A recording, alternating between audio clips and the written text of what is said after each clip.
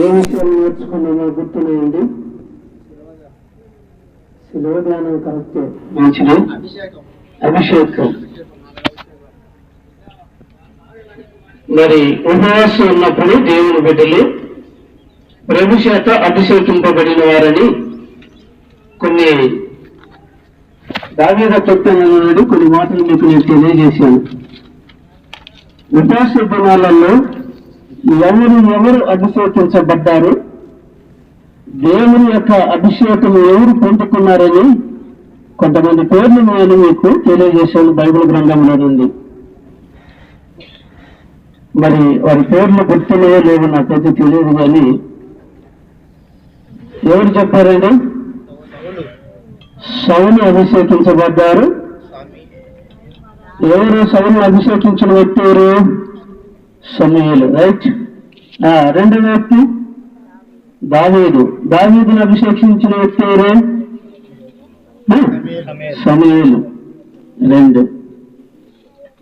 ఆయన 3 అభిషేకాలు 4 అభిషేకాలు పొందుకున్నట్లుగా నేను మీకు బైబిల్ నుంచి చూపించాను. అలాగే దేవుని యొక్క భక్తుడైనట్టు దావీదు కుమారుడు కూడా అభిషేకించబడ్డాడు.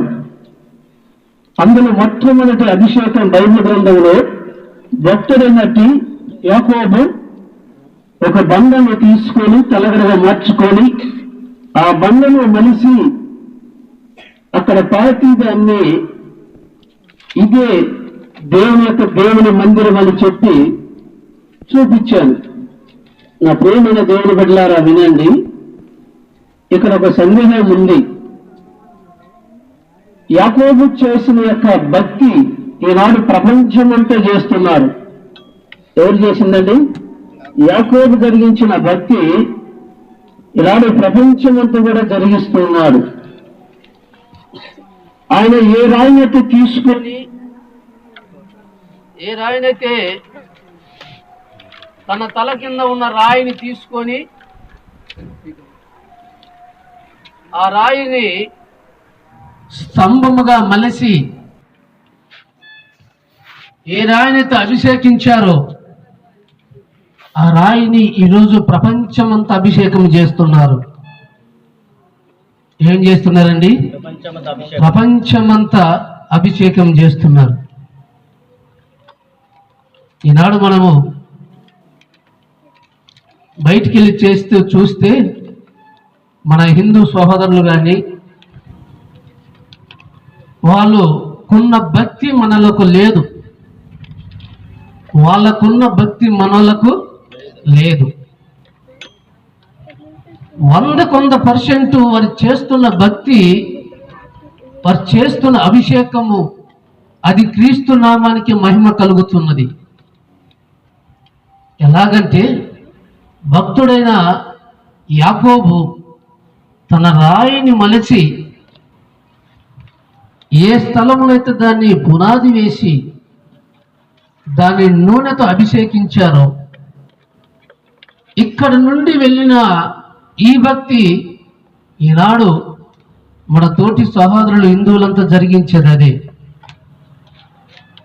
ఎందుకనగా వారికి ఉన్న విశ్వాసాన్ని. ఈనాడు మనం ఎక్క గుడి ముందు చూసినా ధ్వజస్తంభాన్ని చూస్తాం, శివలింగాలు చూస్తాం, గ్రామం బయట బొడ్రాయి అని ఉంటుంది, బొడ్రాయిలు చూస్తాం. తెలిసిన వారు ఉన్నారా? బొడ్రాయి తెలిసిన వారు ఉన్నారు కదా, ఇప్పటికీ మన ఊర్లో ఉంది. ప్రతి గ్రామానికి బయట వేసి ఉంటారు వాటికు. కానీ ఆ సమయం వచ్చినప్పుడు ఆ భక్తులు, ఆ ప్రజలు ఆ రాయిని అభిషేకిస్తారు. వాళ్ళు నూనెతో మొట్టమొదటిగా నూనెతో పూసి, పసుపు పూసి, కుంకుమ బొట్లు పెట్టి ఆ యొక్క స్తంభాన్ని వారు ఏం చేస్తారండి? అభిషేకిస్తారు. ఎక్కడి నుండి వచ్చింది అది? బైబిల్లో నుండి వారు పాటిస్తున్నారు. దాన్ని మనకు తెలియక రాయి అని అంటాం, మనకు తెలియక బండ అంటాం. కానీ వారు ఆరాధించే ఆరాధన, వారు చేసే ఆరాధన అది క్రీస్తు నామానికి మాత్రమే మహిమ కలుగుతున్నది. మనమంటాము వారి బండకు పూజ చేస్తున్నారని.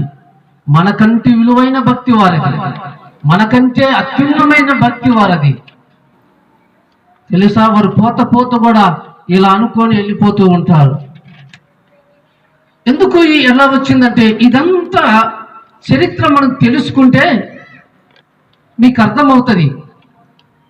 ఈరోజు దేవాలయం ముందు గజస్తంభం నిలబెట్టారంటే ఆ ప్రతిష్ట అప్పుడు చూడండి, మొట్టమొదటిగా నూనె పోసి పంతులు గారు దాన్ని అభిషేకించిన తర్వాతనే వారు గుడిని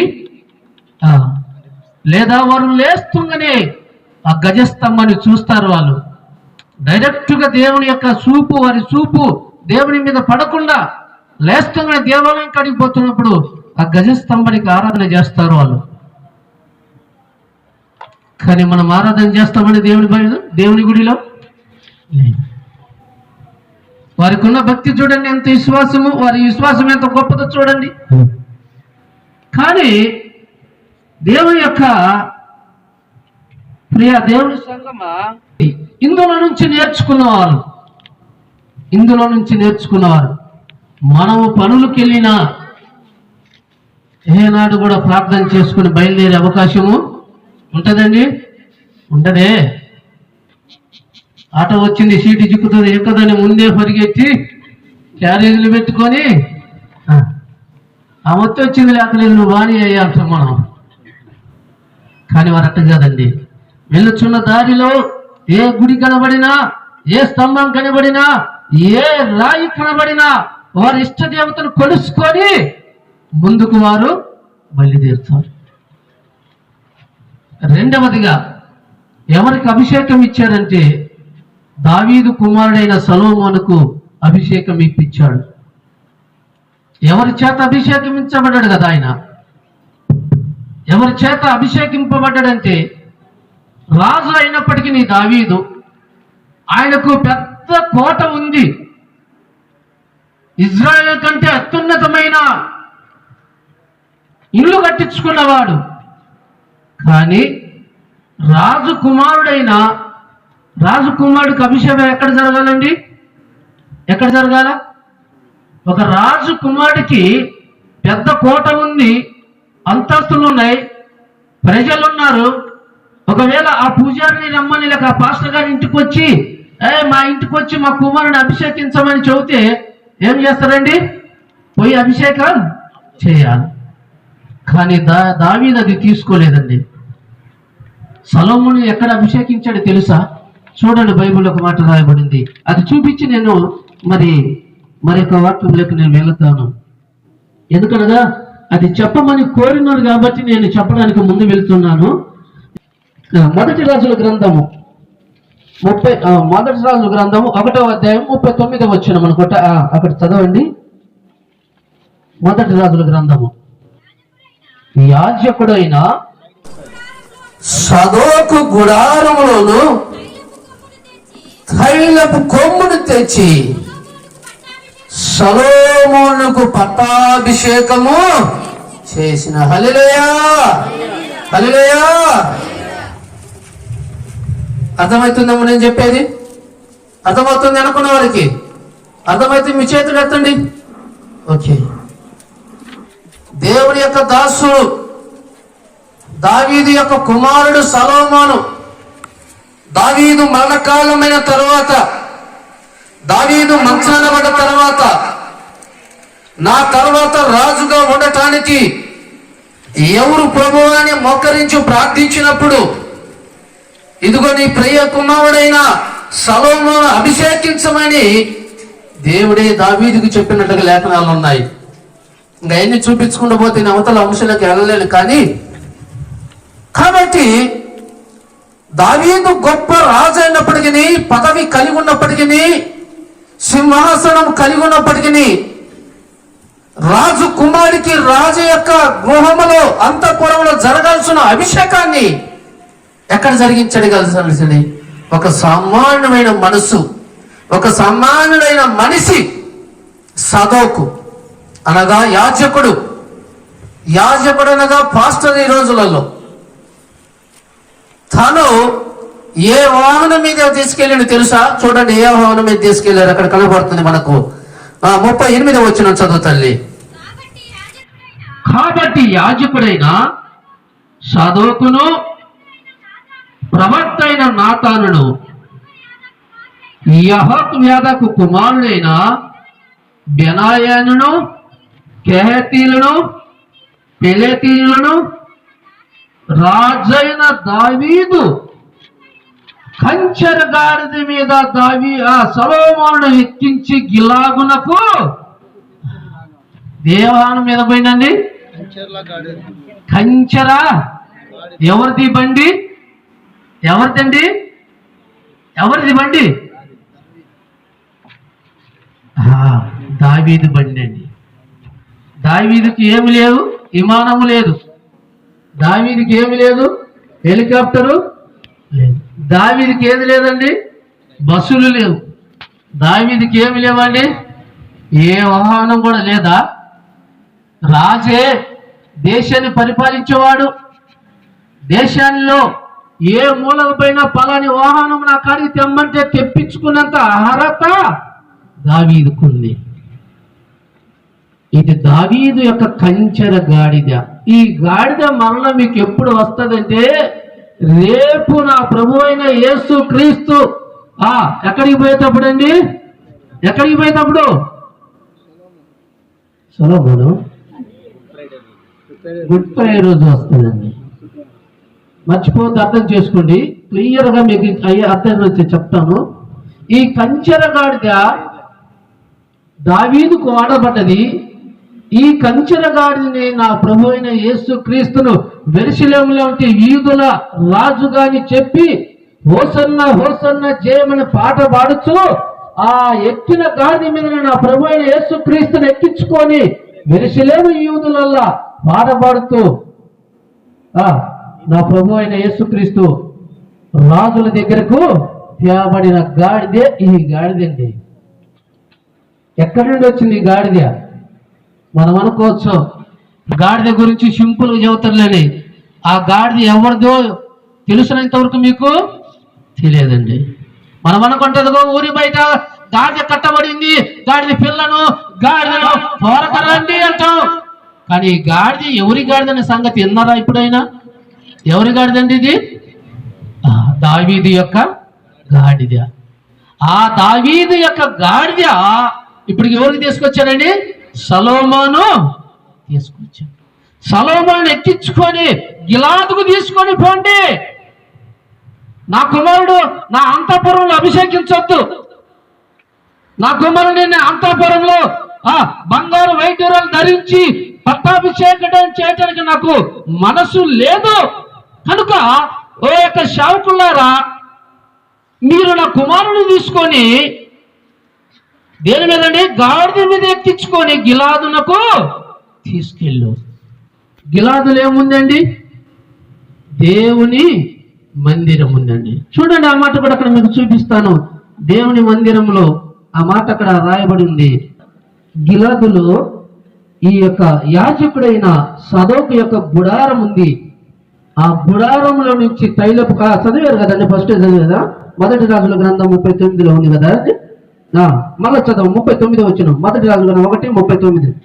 యాజకుడైన సదోకు గుడారములో నుండి తైలపు కొమ్మును తెచ్చి సొలొమోనుకు పటాభిషేకము చేసెను. ఎక్కడుందండి ఇది? గిలాదులో సాదోకైన దేవుని యొక్క సేవకుడు అనగా యాజకుడు ఆ గిలాదులో ఉన్నాడు. ఆ గిలాదులో దేవుని యొక్క మందిరం ఉంది. ఆ మందిరమే దేవుని యొక్క గుడారము. ఆ గుడారముల నుంచి ఒక తైలపు కొమ్ముని తీసుకొచ్చి యాజకుడైన సదోకు అనగా దేవుని యొక్క దాసుడు సొలొమోను అభిషేకించినట్లుగా చూస్తున్నాం. ఎక్కడి నుండి తెచ్చారండి? గుడారము. గుడారం అనగా ఆ రోజులలో ఇటువంటి బిల్డింగ్స్ లేవు, ఆ రోజులలో రేకులు లేవు, ఆ రోజులలో పెద్ద పెద్ద మందిరాలు లేవు. ఆ రోజులలో ఏటిని దేవుని మందిరము ఉపయోగించుకున్న వారంటే గుడారాలండి. ఆ గుడారాలు ఇప్పటికి మనం చూస్తాం. ఆ గుడారాలే నిన్నటిదాకా మీరు గుడారాల పండుగని చేసి వచ్చారే, ఎక్కడి నుండి వచ్చింది ఆ పేరంటే ఈ గుడారాలు చూసి వారు పేరు పెట్టుకొని గుడారాల పండుగలు చేస్తున్నారు. ఈ రోజులలో మనం అక్కడక్కడ చూస్తాం, మన ప్రాంతానికి ఆ మిరగాయలు పోయిన వచ్చిన వారు కానీ, విదేశం నుంచి వచ్చిన వారు కానీ ఆ గుడారం వేసుకొని ఒక తారుగాల పట్ట వేసుకొని అటు వాళ్ళుగా అటు ఇటు బ్రతుకుతుంటారు కదా, అయ్యే గుడారాలని. అటువంటి గుడారములలో ఆ రోజులలో దేవుని ఆరాధించేవారు వాళ్ళు. అటువంటి గుడారాలలో దేవుని ఆరాధించారు. అటువంటి గుడారాలలో దేవుని వాక్యం విన్నారు వాళ్ళు. ఆ గుడారముల నుంచే ఒక రాజైన దావీదు మహారాజు కుమారునికి పట్టాభిషేకం చేయటానికి ఒక వాహనం కంచెర గాడిని తీసుకొని మనం దేవుని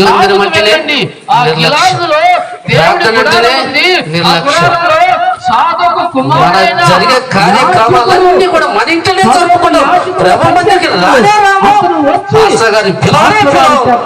అభిషేకము పిలిచిన పిల్లలు పాస్టర్ గారు ఎట్ట వద్దలే ఎందుకంటామో ఎప్పుడైనా వచ్చిన నామకార్థమైన నీ కుమారుడు కానీ నీ కుమార్తె కానీ దేవుడు చేపడి చేత దేవుడి మందిరంలో అభిషేకం ఉంది. దేవుడి మందిరంలో దేవుని త్రోసేసిన యూదులండి. మన మందిరంలో పెళ్లి చేయాలని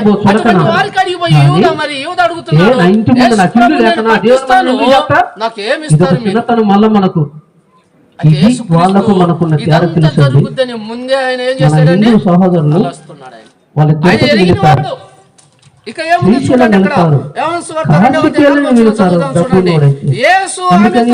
వాళ్ళకి ఇల్లు లేకనా, లేక లక్షలు పెట్టి ఖర్చు పెట్టి మందిరం పెద్ద మందిరం ఇచ్చి పెళ్లి చేయలేకనా దేనికి వెళుతారన్న వాళ్ళు?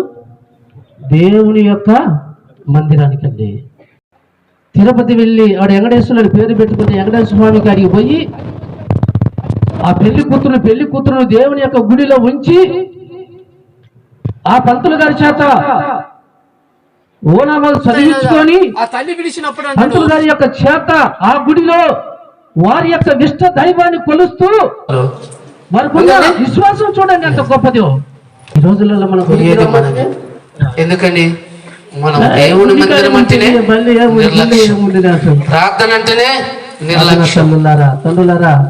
మన జరిగే కార్యక్రమాలన్నీ కూడా మన ఇంట్లోనే జరుపుకుంటాం. మందిరికి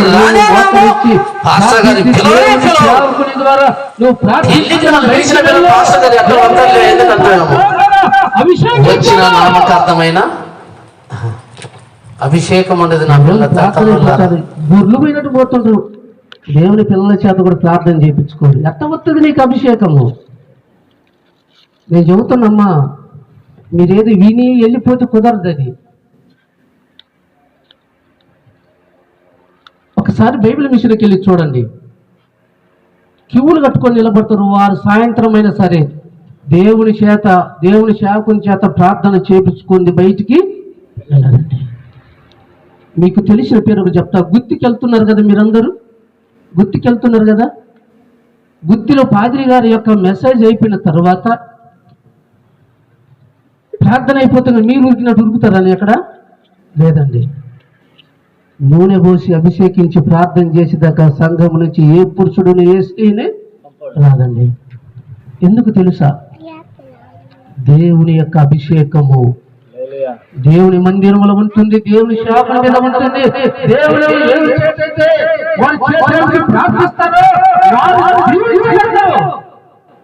దీవించబడతారు. నేను మొదటి నుంచి వచ్చిన కాంచి చూస్తున్న సంవత్సరం పాటు ఎవరైనా ప్రార్థన చేయండి అని అంతరేమనుకుంటా కానీ లేదు. ఎవరన్నా బయట నుండి వస్తే జక్రయ్య బాబు సారు పెద్దలు వస్తే అప్పుడు మాత్రం అంటే వాళ్ళ కాడ ఉంటుంది. ఉండని అంతం లేదు. చేపించుకోవడం తప్పుగా చేపించుకోవచ్చు. కానీ అనునిత్యము యాజకుడు సంఘంలో పనిచేసేవాడు. తెలియకపోతే తెలుసుకోండి. వారు ఎందుకు అన్ని కార్లు పెట్టుకొని తిరుపతి వెళుతారంటే, వారు నా దేవుడు గుడిలో చేసుకుంటే నా పిల్లలు నా కోడలు వారి పుట్టే మనవరాలు సదాకాలం జీవించాలనే కోరికతో వారు వెళుతారండి. లేకపోతే వాళ్ళు ఇల్లు లేక కాదు, ఖర్చు పెట్టి ఊరిగించలేక కాదండి. వాళ్ళ పెళ్ళిళ్ళు ఏముంది అన్న, మనం పప్పన్నంత ఖర్చే. అదే నీకు తెలిసింది పప్పనంత ఖర్చు అని. కానీ వారి యొక్క అభిషేకం ఎక్కడి నుండి వస్తుందని వారికి దీవెన, దేవుని దీవెన గుర్తుకుంటున్నారు. మనం మూటలు కట్టుకొని పరదాయసం పోయినా కానీ ఏందండి మనకు అప్పు తీరదు. వారు ఊరి నుంచి ఎవడన్నా బయటికి పోయి బ్రతకం చూశారండి? మూటను ఎత్తుని పెట్టుకొని ఇక ఏముందిలే మాకు ఈ ఊర్లో కూడా పాట ఏమైనా పాడుకుంటూ పోయిన వాళ్ళు ఉందండి? లేదు. పోయేది మనమే. ఎందుకని మనం దేవుని మందిరం అంటేనే నిర్లక్ష్యం, ప్రార్థన అంటేనే నిర్లక్ష్యం, మన జరిగే కార్యక్రమాలన్నీ కూడా మన ఇంటనే జరుపుకుంటాం. ప్రభు మందిరికి రానే రాము, పాస్టర్ గారి పిలవం. పెళ్లికి మనం పిలిచిన పిలవ పాస్టర్ గారు ఎట్ట వత్తలే ఎందుకంటామేమో. వచ్చిన నామకార్థమైన అభిషేకం ఉండదు నా పిల్ల తమ్ముళ్ళారా. భక్తుడైన దావీదు తన కోట కలిగి 7 అంతస్తుల కోట కలిగి ఆయన కుమారుడికి అభిషేకం చేయించలేక కాదు, ఎక్కడలో కిలాగులున్న ఆ గుడారానికి ఎందుకు పంపించాడంటే నా కుమారుడి యొక్క రాజ్యము వర్ధులుగా కానీ నా కుమారుడు శావుకుని చేత అభిషేకించబడితే తన యొక్క రాజ్యము బలపడుతుంది, దీవించబడుతుడు, పిల్లల తరము వర్ధలుతారని చెప్పి దావీదు భక్తుడు ఊరక తీసుకురాలేదండి. దేని మీద తీసుకొచ్చాడు? కంచర్ కాదు. ఈరోజు మనకు బైక్ లేకపోతే ఎట్లా వచ్చారు? మన బైక్ లేదన్నా మందిరానికి ఏమన్నా పైన ఎండ ఉంది, కింద కాలు కలుతున్నా రాలేకపోయినా లేనా. మళ్ళా ఎక్కడ లేదు, 10 కిలోమీటర్లు లేదంతా 3 దూరం 6 కిలోమీటర్లు మన ఇళ్లకు మందిరానికి. ఏమన్నా టైం అయిపోయినా నువ్వు వాకింగ్ చెబుతూ అప్పుడు దాకా ఏం చేసినావు? శనివారం ఆదివారం అంతా ఏం చేసినావు తల్లి?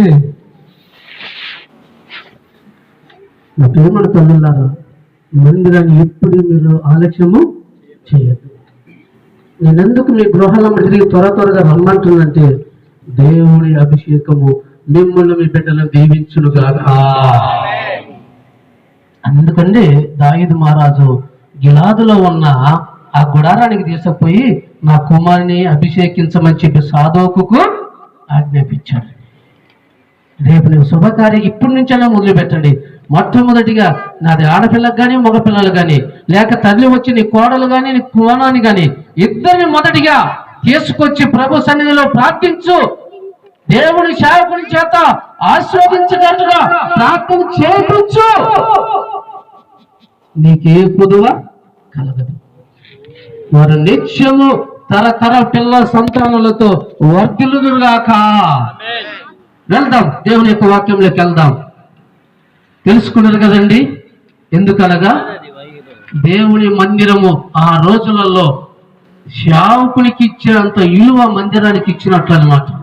అందుకే వారు ఆ గుడిని ప్రేమించి ఆ గుడిలో వారి పెళ్లిళ్ళు చేయించి ఏది చేసినా బంతులు పెట్టిన బరాటలు పెట్టిన ఎందుకు పెడతారంటే దేవుని దయ వారు పొందుకుంటారు. ఇక మనకు పెద్ద మందిరం అయింది, ఇబ్బంది లేదు. మీరు ఎంతమంది పెళ్లిళ్ళు చేసిన తీసుకురావచ్చు, ప్రార్థించడానికైతే నేను సిద్ధంగా ఉన్నా. మీ బిడ్డలు మీరు సదాకాలం దీవించబడిన దేవుని సేవకునిగా సంఘాన్ని ఆశీర్వదిస్తున్నా. హల్లెలూయా. వెళ్దాం. చూడండి, మూడవ శిలువ ధ్యానం.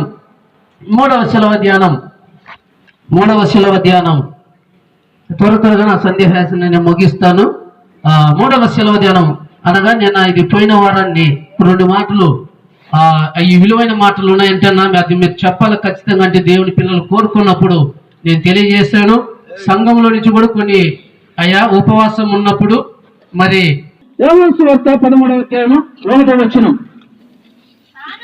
తాను ఈ లోకంలో నుండి తండ్రి యొద్దకు వెళ్ళవలసి గడియ వచ్చినని యేసు పస్కా పండగ ఎరిగిన వాడే లోకంలోనున్న తన వారిని ప్రేమించి వారి అంతం వరకు ప్రేమించును. వినాలండి, ఇది 3వ యొక్క వాక్యాన్ని ముందు ఉంచుతున్నాను. నాకు ప్రతి దినము మీకు శ్రమల దినాలు పాటించేదంటే మొదటి నుండి గాడిద ఎక్కేదా శిలువ ఎక్కేదాకా ముందే కర్మ మనిషిని చూపించినట్టు చూపించేవాడిని. కానీ మనకు సమయం లేదు కాబట్టి నేను ఒక వారం మాత్రం మీకు శ్రమలు కాబట్టి శ్రమల దినాలు అన్ని చర్చిలలో జరుగుతున్నాయి కాబట్టి నేను ఊరుకోలేక మీకు నేను చెప్తున్నాను. లేకపోతే ఏదో ఒక చెప్పుకొని పోతే బాగుండేది, కానీ అది కాదు. దేవుడి సేవకుడు సమయానికి తగినట్టు వాక్యాన్ని బోధించాలి. కాబట్టి ఏ విధంగా చెప్పాలనుకున్న ఆ విధంగా దేవుడు నన్ను నడిపిస్తారు, మీ మధ్య వాడుకుంటాడు. కనుక ఈ శ్రమల దినాలలో ఉపవాసం ఉంటున్న మనము దేవుడి యొక్క లేఖనంలోని కొన్ని మాటలను మనం చదువుకున్నాం. అయితే ఇక్కడ ఒక మాట అంటున్నాయన, తను ఈ లోకముల నుండి తండ్రి యొద్దకు వెళ్ళవలసిన గడియ వచ్చినని యేసు పస్కా పండగకు ముందే ఏం చేశాడంటండి? ఎరిగినవాడు. ఏం చేసినవాడండి? ఎరిగినవాడు. ఏమి ఎరిగాడు ఆయన? ఏమి ఎరిగాడండి? ఇప్పుడు చదివాం కదా. ఏమి ఎరిగిండంటే చెప్తా వినండి. ఆయన దేవుని కుమారుడు కాబట్టి దేవుని యొద్దకు వెళ్ళిపోయే సమయం వచ్చినదని ఆనాడు యూదులు పస్కా పండగ చేసుకుంటారు. పస్కా పండగ 7 దినాలు జరుపుతారు వాళ్ళు. ఆ 7 దినాలు కూడా పండగ మిక్కిలిగా భయంకరంగా చేసుకుంటారు వాళ్ళు. కానీ ఆ పండుగలో ఉన్న యేసుక్రీస్తు ఆలోచన ఏమి కలిగి ఉన్నారంటే, ఈ పస్కా పండగకు మునిపే యేసుక్రీస్తు ఎందుకు ఈ లోకానికి వచ్చాడో, తండ్రి ఎందుకు భూలోకానికి యేసుక్రీస్తును పంపించాడో, అందరూ పండగ చేసుకుంటుంటే యేసుక్రీస్తు మాత్రం ఒకటి ఆలోచన చేస్తున్నాడు. ఆయన ఏం ఆలోచన చేస్తున్నాడంటే, ఆ వచ్చిన రాయబడింది, తండ్రి యొద్దకు వెళ్ళవలసిన గడియ వచ్చినదని ఆలోచన చేస్తున్నాడు. తండ్రి యొద్దకు వెళ్ళవలసిన గడియ వచ్చింది. నేను నా తండ్రి యొద్దకాన్ని ఉండి వచ్చాను. నా తండ్రి చెప్పిందంతా లేఖనాలు పరిపూర్ణంగా నెరవేర్చాను. కానీ ఈ పండుగ ఎందుకు జరిగిస్తున్నారంటే, ఈ పస్కా బలి యొక్క పండుగకు బలి కావాలి కాబట్టి, ఆ బలి అర్పణ నేనే కాబట్టి, వీళ్ళు ఈ పండుగ ఆచరిస్తున్నారు కాబట్టి తిరిగి నా తండ్రి యొద్దకు పోవాల్సిన సమయం వచ్చిందని చెప్పి ఆ గడియ వచ్చినదని ఆయన గుర్తు వెరిగినాడు. ఆయన ఎంత దేవుడైనా, ఎంత ప్రభు అయినా ఆయన సమయం కోసం ఎదురు చూస్తున్నాడు. ఆయన యేసుక్రీస్తునే బలి కావాల్సిన సమయం వచ్చినదని ఆయన తెలుసుకుంటున్నాడు. ఇక నా గడియ అయిపోయింది, ఇక ఈ లోకాన్ని వదిలిపెట్టి వెళ్ళవలసిన సమయం వచ్చిందని చెప్పి ఆయన జ్ఞాపకము చేసుకుంటున్నాడు. దేనికి ఆ జ్ఞాపకం చేసుకున్నాడంటే, కొన్ని విషయాలు నేను మీతో ఉంచుతాను, ఆ మాటలు చదవండి. వారితో పాటు ఉన్నప్పుడు శిశువులు కూడా యేసుక్రీస్తును వదిలిపెట్టి ఆ సమయం వచ్చినప్పుడు, ఆ గడియ వచ్చినప్పుడు యేసుక్రీస్తును 12 మంది శిశువులలో ఒకడు వదిలిపెట్టిపోయాడు. ఎవడు తెలుసు కదండి? వాడు ఎవడండి? ఇస్కరియోతు యూదా. వాడి గుండా వచ్చిన సమయమే ఇస్కరియోతు యూదా వారి కాడికి పోయి, దేవునికి విరోధమైన ప్రజల కాడికి పోయి ఆ ప్రజలతో మాట్లాడుతున్నాడు. యేసుక్రీస్తు ఏ సమయంలో ప్రార్థనకు వెళ్తాడో నాకు తెలుసు, ఆయన ఏ తోటకి వెళ్తాడో నాకు తెలుసు, ఆయన ఎప్పుడు ప్రార్థన చేస్తాడో నాకు తెలుసు, కాబట్టి నేను ఆయన పట్టిస్తాను, మీరు నాకేమి ఇస్తారు? నాకేమి ఇస్తారు? డబ్బు ఇస్తారా? ఉద్యోగం ఇస్తారా? హోదా ఇస్తారా? లేక సంఘముల పెద్దరికం ఇస్తారా? లేక మీతో పాటు నన్ను కూడా ఒక పీఠం వేసి పీఠాధిపతిగా చేస్తారని చెప్పి ఆ యూదులను అడుగుతున్నాడు. యూదులు కాదనుకొని దేవుని త్రోసేసిన యూదులండి. కాబట్టి అటువంటి వారికి అడిగిపోయి యూద అడుగుతున్నాడు, యేసు ప్రభు నేను పట్టిస్తాను, నాకు ఏమిస్తారు మీరు? అయితే యేసుక్రీస్తు ఇదంతా జరుగుద్దని ముందే ఆయన ఏం చేస్తాడండి? తలస్తున్నాడు. ఆయన ఎరిగిన వాడు.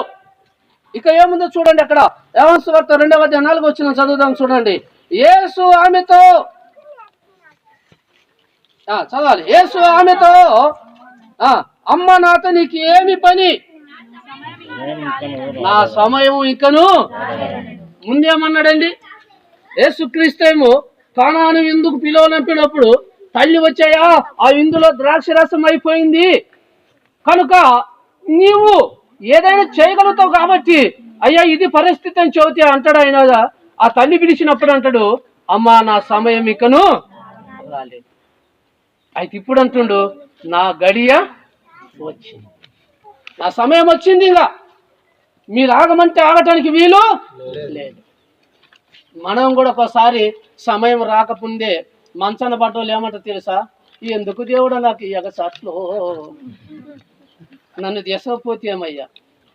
బతుకున్నప్పుడేమో దేవుని వాక్యం గుర్తురాదు, బతుకున్నప్పుడేమో దేవుని పాట పాడరాదు, బతుకున్నప్పుడేమో కాళ్ళుండి దేవుని మందిరానికి మంచాన పడ్డప్పుడు పంది మీద కదా ఏటు పడ్డప్పుడు గీ అని మొత్తుకుంటుంది. ఏమండి పంది ఎప్పుడన్నా దేవుని స్థితంగా చూసారా? ఎప్పుడైతే వచ్చి దాన్ని బతుకున్నాడు వచ్చి ఏటుకి దెబ్బ కొడితే అప్పుడు ఏమంటుందండి, కింద పడి పైపడి అంటుందంటగా. అంటే నా పని. అలాగనే మనం కూడా బ్రతుకున్నప్పుడు ఏది కూడా మనకు గుర్తు రాదండి. మంచాన పడ్డప్పుడు, కోడలు సాకలేనప్పుడు, కొడుకు దేశేసినప్పుడు, కోడలు తోసేసినప్పుడు, బంధుమిత్రులు తోసేసినప్పుడు, అందరు తోసేసినప్పుడే డబ్బా ఇంకా ఎందుకు కూర్చోవయ్యా నన్ను.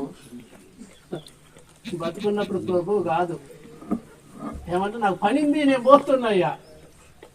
ఈరోజు ఆదివారం కదా ప్రార్థన, అమ్మా నహా లేదు ఈరోజు 500 కూలి, తర్వాత ప్రార్థనకు తర్వాత ఉంది నీ నాటకం ఎక్కడ మంచములా. గడియ వచ్చినప్పుడు, గడియ వచ్చేదాకా మనం కనిపెట్టుకొని, నువ్వు సావు రమ్మంటే నేను రాదు. మీకు ప్రకటన గ్రంథంలో చూపించా, సావు రమ్మంటే సావుతో బండతో గుద్దుకోవాలని బండ నీకు చిక్కుద్యా చిక్కదు. ఓ చెట్లారా గుట్టలారా బండలారా నా మీద పడుడానికి ఆకలు. కానీ సమయము అయితే ఇక్కడ తల్లి వచ్చాయా ద్రాక్ష రసం అయిపోయింది అంటే, అమ్మా నువ్వు నన్ను ముట్టకో, నా సమయము రాలేదు ఇక అని అంటున్నాడు. ఇప్పుడేమో అమ్మ నా సమయం, నా గడియ వచ్చింది, నేను వెళ్ళిపోవలసిన సమయము వచ్చింది. ఎక్కడికి పోవాల్సిన సమయము? తండ్రి యొద్దకు పోవలసిన సమయం. మరొక మాట చూడండి, అక్కడ యోహాను సువార్త 13:4, యోహాను సువార్త 17:1 యేసు ఈ మాటలు చెప్పి ఆకాశం వైపు కన్నులెత్తి, తండ్రి తండ్రి నా గడియ వచ్చినది. తన తండ్రితో ప్రార్థన చేస్తున్న ప్రార్థన అండి.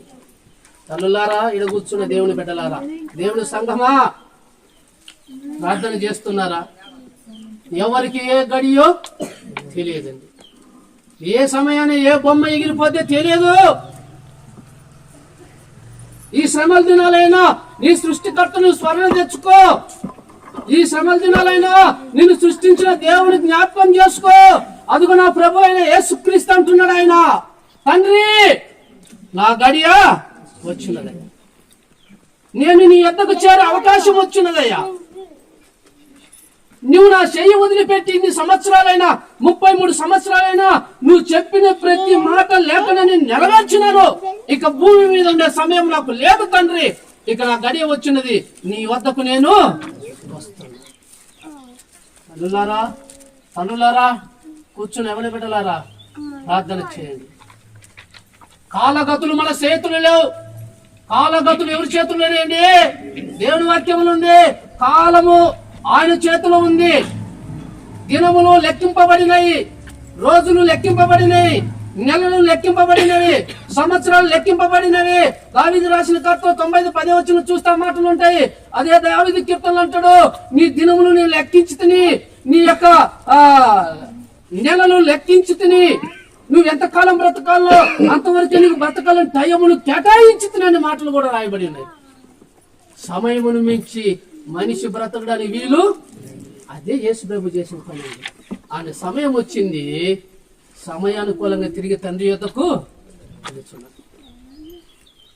రేపు నువ్వు మంచాన పడి, అయ్యా నన్ను పిలుస్తున్నావా, నేను రానంటే ఒప్పుకుంటాడని, నువ్వు వచ్చేదేంది, నువ్వే వస్తావు అని చెప్పి ఆయన వెళ్ళిపోతాడు. తర్వాత నువ్వు యమదూతలు వచ్చి లాగుతున్నప్పుడు ఏం చేస్తావండి? మరే ఇదేదో లాగుతుందిరో, అరే ఆయన వచ్చి పీకుతున్నారు గారు. అవును కాదా? చూస్తున్నాం కదా మన పెద్దలు ఎట్లా ఉంటున్నదో. మైండ్ తప్పిపోయినప్పుడు, మానవుని యొక్క ఆలోచన లేనప్పుడు ఏం చేస్తామండి మనము? క్యాప్లు వేస్తాం. ఆ గడియ రాక మునిపే, ఆ దినాలు చెల్లిపోక మునిపే, ఆ నెలలు గతించిపోక మునిపే, ఆ రోజులు గతించుకుపోక మునిపే, నా ప్రియమైన తండ్రులారా వినండి మాటలు. ఈ ఉపాస దినమందైనా నువ్వు ప్రభుని ప్రార్థన చేస్తావా? తండ్రి, నా గడియ ఇంతవరకు నువ్వు ఉంచినావు, ఇంతవరకు ప్రాణంతో నువ్వు బ్రతికించినావు, ఇంతవరకు ఇన్ని నెలలు ఇన్ని సంవత్సరాలు నీ యందు నేను బ్రతుకుతున్నానంటే ఈ దినాలు నాయి కాదు, ఈ నీవి. కనుక ఈ దినమందైనా నేను నీ వద్దకు వస్తానయ్యా. ఎలా వస్తావు? నీ పాప బాతుకుని మార్చుకొని, నీ పాప జీవితాన్ని మార్చుకొని, నీ పాప రోత జీవితాన్ని మార్చుకొని, నీ జీవితాన్ని దేవునికి అంకితం చేసుకుంటే అప్పుడే నువ్వు ప్రభు సన్నిధికి వచ్చిన వాడివైతావు. అప్పుడే ప్రభు సన్నిధికి వచ్చిన దానివైతావు. అప్పుడే ప్రభుకు ఇష్టకరమైన బిడ్డగా, ఇష్టమైన కుమారుడిగా నువ్వు జీవిస్తావు.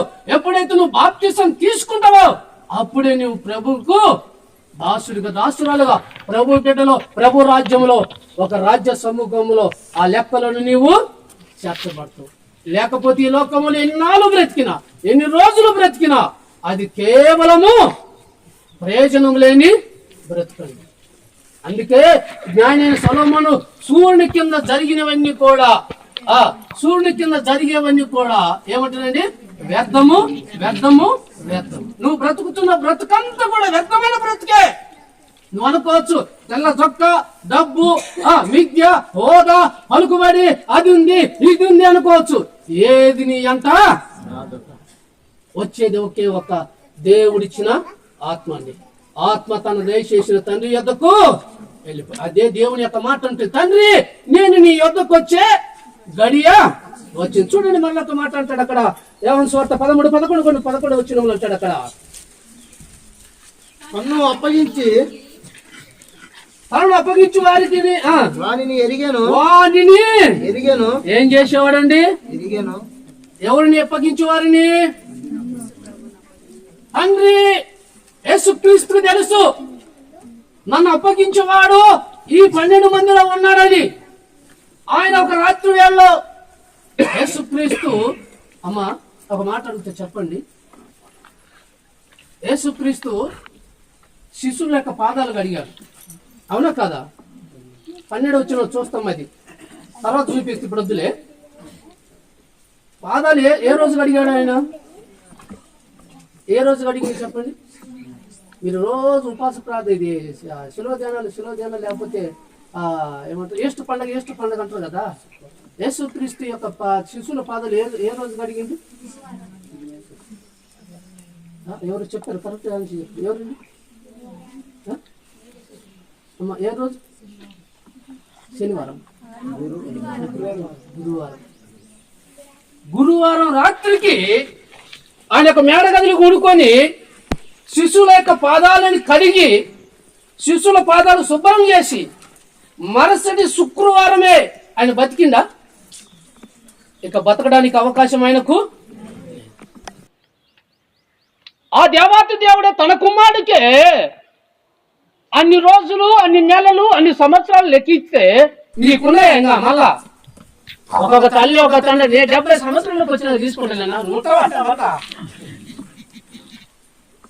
ఈడ్చుకుంటే రావడానికి కూడా లేదే. ఆయనకు అవకాశం ఎంత అవుతుందండి? 33 సంవత్సరాలు. తన తండ్రి తనకు నిర్ణయించిన రోజు, అంతకు మించిన ఒక్క రోజు కూడా ఆయన ఉన్నాడండి భూమి మీద.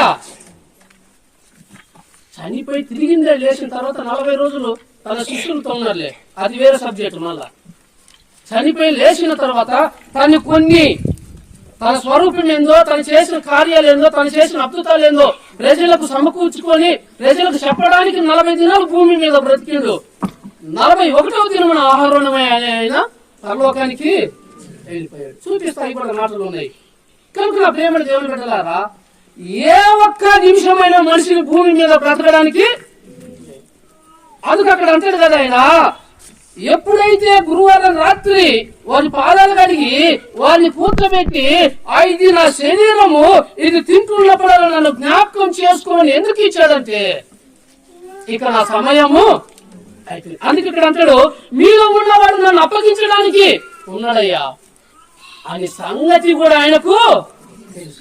రెండవది, ఫస్ట్ ఏంటండి, మరణమైతానన్న సంగతి ఆయనకు తెలుసు. నేను ఎక్కడి నుండి వచ్చిందో అక్కడికి వెళుతానన్న సంగతి ఆయనకు, ఆయన దేవుని యొద్ద నుండి వచ్చిన వాడు కాదు, తిరిగి దేవుని యొద్ద పోతాననే సంగతి ఆయన తెలుసు. మూడవదిగా, నన్ను అప్పగించిన వాడు మీలో ఉన్నాడన్న సంగతి ఆయనకు తెలుసు.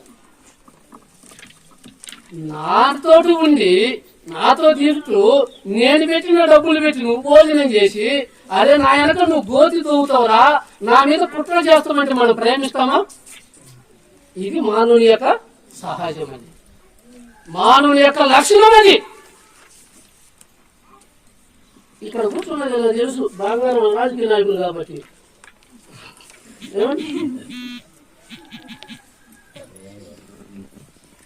ఎందుకంటే ఇదంతా రాజకీయ నాయకులు బాగా అనుభవం ఉంటుంది కదా, వాళ్ళకి ఎవడు కరెక్ట్ అయినాడా, ఎవడు కరెక్ట్ గా అన్నాడని కరెక్ట్ గా నేను ముందని పక్కన. అయితే యేసుక్రీస్తు స్వభావం అది కాదు, నన్ను అప్పగించేవాడు మీలో ఉన్నాడు కాబట్టి. కానీ అంతవరకు దేవుడు అతన్ని మొదట్లో చదివాను చూడండి, మొదట్లో వచ్చిన యోహాను సువార్త 13:1 అంటాడు కదా, ఆ మాట మళ్ళా చదువు. తండ్రి యొద్దకు వెళ్ళవలసిన గడియ వచ్చిందని యేసుక్రీస్తు పస్కా పండుగ ముందే ఎరిగిన వాడై లోకంలో నుండి తన తండ్రిని ప్రేమించి వారి అంతము వరకు ఎట్లా ప్రేమించిండని. అలాగనా కొత్తగా అదే అత్తకు పోయి పెట్టబెట్టి చచ్చిపోయే ముందు సుడిపోయి యాడను కూర్చుండేది ఎడపో సూడు కిందికి ఆ రేట్లు ఉండేది ఇక్కడ. మన ప్రేమ అండి మితి లేది, అల్పమైన ప్రేమ అండి. మన ప్రేమ అల్పమైన ప్రేమ. అయితే నా యేసుక్రీస్తు ప్రేమ ఎట్లంటే తెలుసా, శత్రువులు కూడా అంతం వరకు ఎలా ప్రేమించాడండి, సంపూర్ణమైన.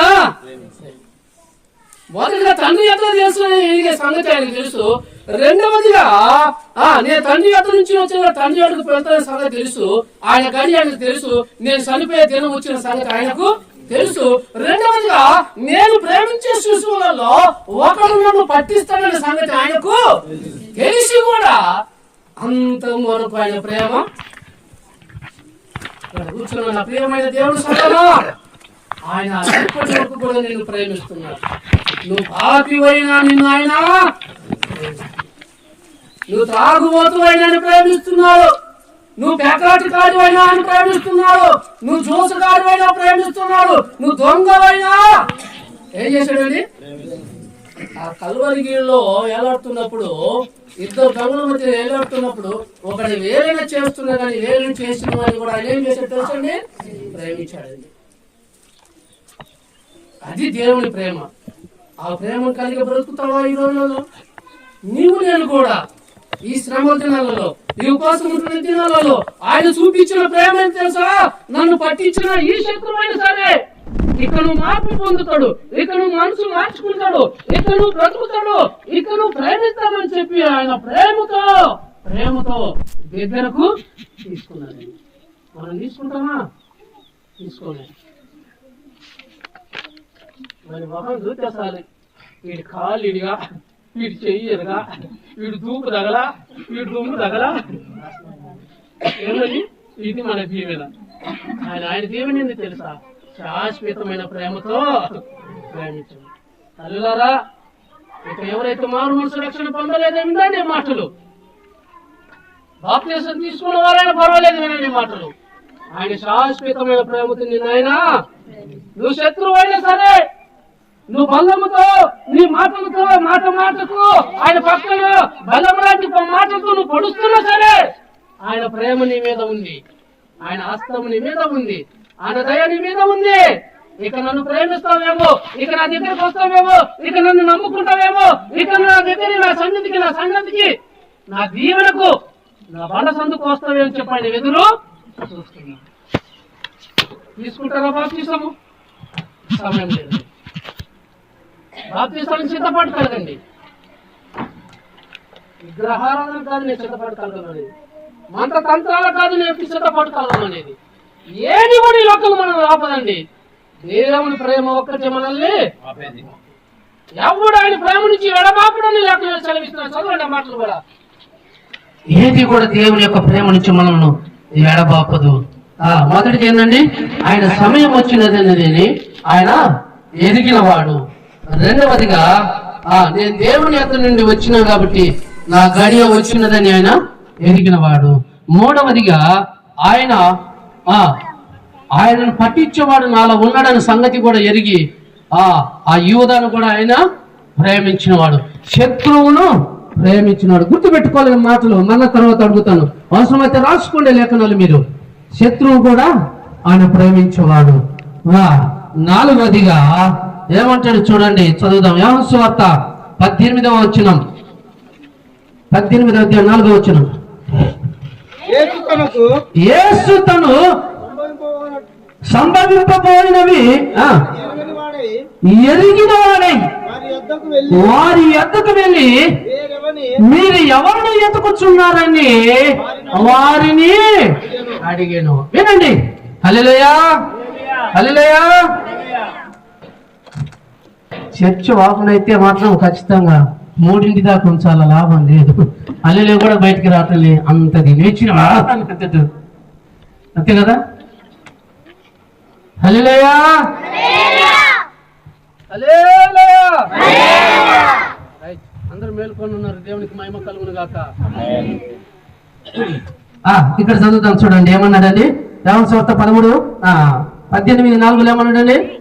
యేసు తాను సంభవింపబోనవన్నీ కూడా ఎరిగిన వాడై వారి యొద్దకు వెళ్ళి మీరు ఎవరిని ఎతుకుచున్నారని రాను వారిని అడిగాను. యేసుక్రీస్తు గెత్సేమనే తోటలో నేను తండ్రి యొద్దకు వెళ్ళిపోతున్నాన సమయమును గుర్తెరిగిన వాడు, పస్కా పండగ జరుగుతున్నది, నన్ను బలిగా సమర్పిస్తారని గుర్తెరిగిన వాడు, నా 12 మంది శిశువులలో ఒకడు నన్ను అప్పగిస్తున్నానని చెప్పి ఎరిగిన వాడు. ఆ తర్వాత గెత్సేమనే తోటకు వెళ్ళిన తర్వాత ఆయన ఉపవాసముడు ప్రార్థిస్తున్నప్పుడు, చేతి రాయి విసిరినంత దూరం పైన మోకరించి ప్రార్థిస్తున్నప్పుడు, ఏ యూదైతే ఎవరి దగ్గర అయితే ధనాన్ని పుచ్చుకున్నాడు ఆ యూద వచ్చి యేసుక్రీస్తును ఏం చేశాడండి? ముద్దు పెట్టుకున్నాడు. ఆ ముద్దు ఏ ముద్దండి? కపటమైన ముద్దు. అంటాడు యేసుక్రీస్తు, అంటాడు, చెలికాడ నీ పని నీవు కానిమ్ము. ఏమిడంటండి? అబ్బా, ఎంత ప్రేమ అన్నా ఆయన ప్రేమ. చెలికాడ, చెలికాడ అంటే అర్థం ఏంటి తెలుసండి? ఏంటి తెలుసండి? ప్రాణముతో భావించినట్లు. నా ప్రాణప్రియుడా సుందరవతి, పరమగీతాలు చదువుకుంటే మాటలు అక్కడ రాయబడుతుంది. చెలికాడు 10,000 మందిలో ఉన్న నా ప్రియుడు చెలికాడు. ఎంత ప్రేమండి నా యేసుక్రీస్తుకు. చెలికాడ నీ పని నువ్వు కొనసాగించు. ఎందుకు కొనసాగించమంటే అక్కడ అన్నాడు కదా, సంభవించబోతున్నది ముందు ఆయన ఏం చేసిన వాడండి? గుర్తెరిగిన వాడు. వీడు నన్ను పట్టించడానికి వచ్చినప్పుడే, ఆయనకు యూదా ఆ గెత్సేమనే తోటకు రానప్పుడే ఆయన అంతరార్థంలో ఆయన మనసులో ఫలాని వాడు నన్ను అప్పగించబోతున్న సంగతి శిష్యులు మొదటిగానే వారికి తెలిసినప్పుడు అంతగా శిష్యులు, అయ్యా నేనా నేనా నేనా అని అడుగుతున్నప్పుడు ఆ గుంపులో ఈడు కూడా కూర్చొని ఏమంటే నేనా అంటే అవును నువ్వు అన్నట్టే. ఇదే మాట రాజుతో కూడా అంటాడు, నీవు యూదుల రాజు అంటే నా యేసేమంటాడు తెలుసా? నువ్వు అన్నట్టే, నువ్వు అన్నట్టే. యూదుల రాజు అంటగా నువ్వు ఏ రోజు రాజు ప్రశ్న ఇచ్చాడు అడుగుతున్నారయ్యా, నువ్వు నీలో నాకు ఏం నేరాలు కనపడలేదు, కానీ వాళ్ళు నీ మీద నేరాలు మోపుతున్నారు. నీవు యూదుల రాజులను చెప్పుకున్నవట కదా, నిన్ను విడిపించడానికైనా నాకు అధికారం కలదు, నిన్ను శిక్షించడానికైనా నాకు అధికారం కలదు, నువ్వు నిజముగా యూదుల రాజువా అని అడిగినప్పుడు ఆయన అంటాడు కదా, ఏ మాట జవాబు ఇవ్వకుండా ఒకటే మాట అంటాడు, నీవు అన్నట్టే. అయితే యూద కూడా అడిగాడు కదా, నేనే ప్రభు అన్నట్టే, నీవు అన్నట్టు. అంటే ఏమని అర్థమండి? నీవే నన్ను పట్టించువాడు, నీవే నన్ను శ్రమలకు పంపించువాడు, అక్కడ ఒక మాట రాయబడి, నన్ను పట్టించిన వాడికి ఎక్కువ శ్రమ కలుగునుగాకనే రాయబడి. పట్టిస్తున్నారా ప్రభుని ఇంకను మీరు? ఎంతకాలం పట్టిస్తారు నీ మాటలతోటి? ఎంతకాలం బ్రతుకుతున్నావు? దేవునికి విరుద్ధమైన బ్రతుకుతూ దేవుడికి ఇక్కడ నుండి దేవుడిని పట్టిస్తున్నావా? నీ బ్రతుకును బట్టి పట్టిస్తున్నావా? నీ మాటలు బట్టి పట్టిస్తున్నావా? నీ జీవితాన్ని బట్టి పట్టిస్తున్నావా? నీ మలినమైన జీవితంతో దేవుడి పట్టించే విధానంలో ఉంటున్నావా? అయితే కడుగుకో. ప్రభుని పట్టించొద్దు. తెలుసుకో ఆయన నిన్ను ప్రేమించే దేవుడని. ఎవరెవరు పట్టిస్తున్నారా? ఎవరు ఏ క్రియల చేత దేవుని పట్టిస్తున్నారా? దేవుని అవమానపరుస్తున్నారా? దేవుని నామాన్ని అన్ని జనుల మధ్య అవమానపరుస్తున్నారా? అంతరార్థం అని ఇక్కడ కూర్చొని మన అందరూ అంతరార్థం దేవుడికి తెలుస్తుంది. యూదా అన్నాడు, అయ్యా నేనా? నువ్వు అన్నట్టే. గిచ్చేవని తోటకు పోయిన తర్వాత ఆ 33 ఎండి నాణాలు తీసుకుని ఆ దేవుణ్ణి అప్పగించే ముందు, చెలికాడ నీ పని నువ్వు కానివ్వు, నీ పని నువ్వు కానివ్వు. ముగిస్తున్నా, నా టైం అయిపోయి వచ్చింది. వచ్చేవారు మిగతా వచ్చేవారని తెలియజేస్తాను దేవుని చిత్తమైతే.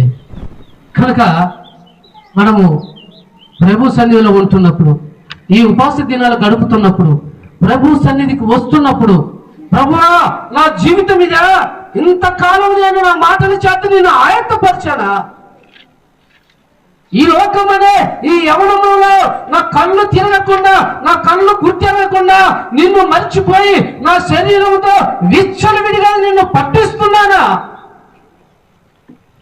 నా భయంకరమైన బూతుల చేత నేను పట్టిస్తున్నానయ్యా.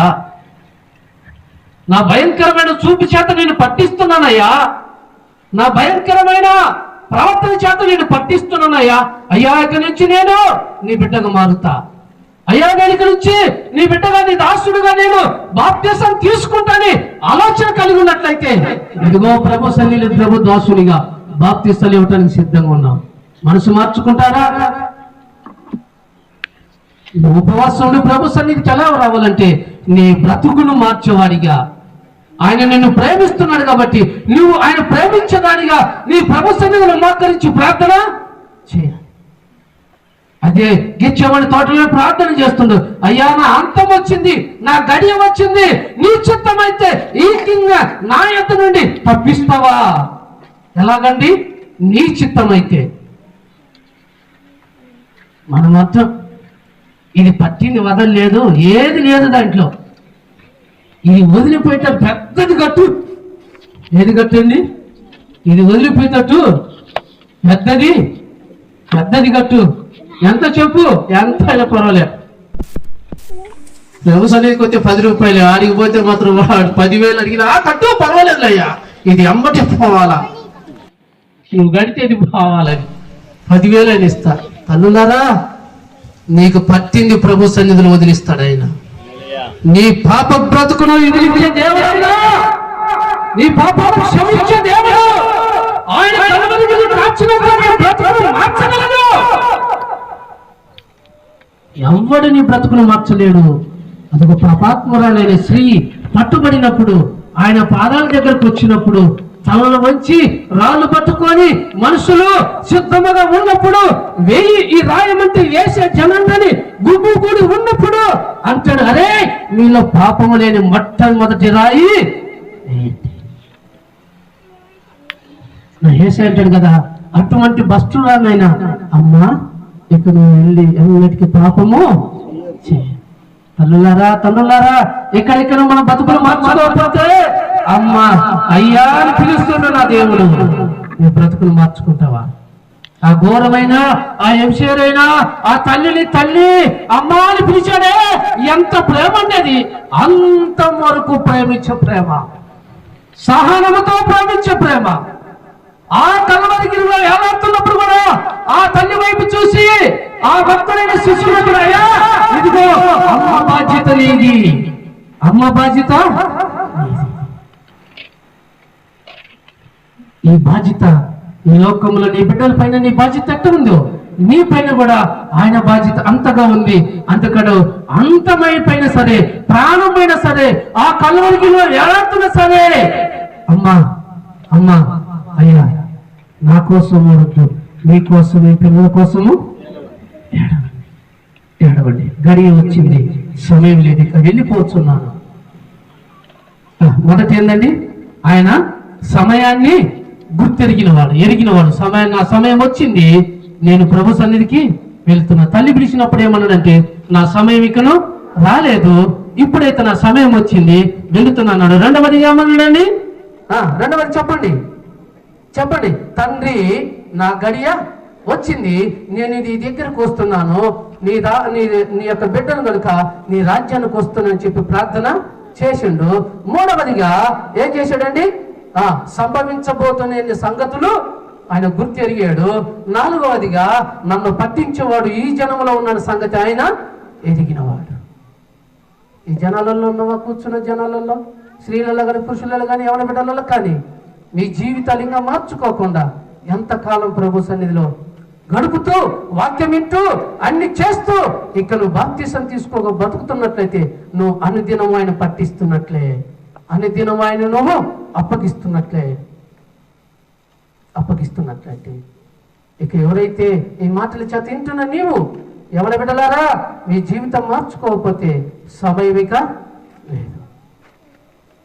కాలగతులు ఆయన చేతులు ఉన్నాయి.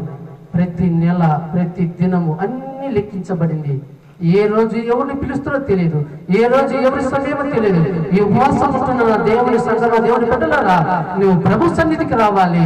ప్రభు దగ్గరికి వచ్చి అమ్మా నిన్ను పిలిపించుకునే ఘనత ఎప్పుడు వస్తుందంటే నువ్వు మారు మనసు రక్షణ, పాప క్షమాపణ, బాప్తిసం పొందుకుంటే ఆ తండ్రి అంటాడు కదా, ఈయన నా ప్రియ కుమారుడు, ఈయన యందు నేను ఈయన నా ప్రియ దాసురాలు, ఈమె యందు నేను ఆనందిస్తున్నా. కనుమూసుకొని ప్రార్థన చేద్దాం. పరిశుద్ధుడా, నీ పాదాలకు స్తోత్రాలు చెల్లిస్తున్నా. ఈ సమయంలో ప్రభువా, ఇంతవరకు నా తల్లి విత్తబడిన మాటలను బిడ్డల హృదయాలలో నా తల్లి బయలుపరచండి, భద్రపరచండి అయ్యా. బాప్తిసం ఎరగకాయకాయ అన్నడైతే ఉన్నాడు నా తండ్రి అయ్యా, వారి అంతరంగాన్ని చూసిన వాడివి కనుక నా తండ్రి నీ బిడ్డలను అయ్యా మారు మనసు రక్షణలోకి అనుభవాలకు నడిపించండి అయ్యా. కృప చూపించమని ప్రార్థిస్తూ ఈ చెప్పబడిన ఈ మాటలు నీ వాక్యం నా తండ్రి వాళ్ళ హృదయాలను ఫలించి అయ్యా వారి యొక్క హృదయాలు మార్చిన తండ్రి బాప్తిసానికి సిద్ధపరిచేయమని ప్రార్థిస్తూ యేసు నామమున స్తుతించి అడిగి వేడుకుంటున్నాను తండ్రి. ఆమేన్.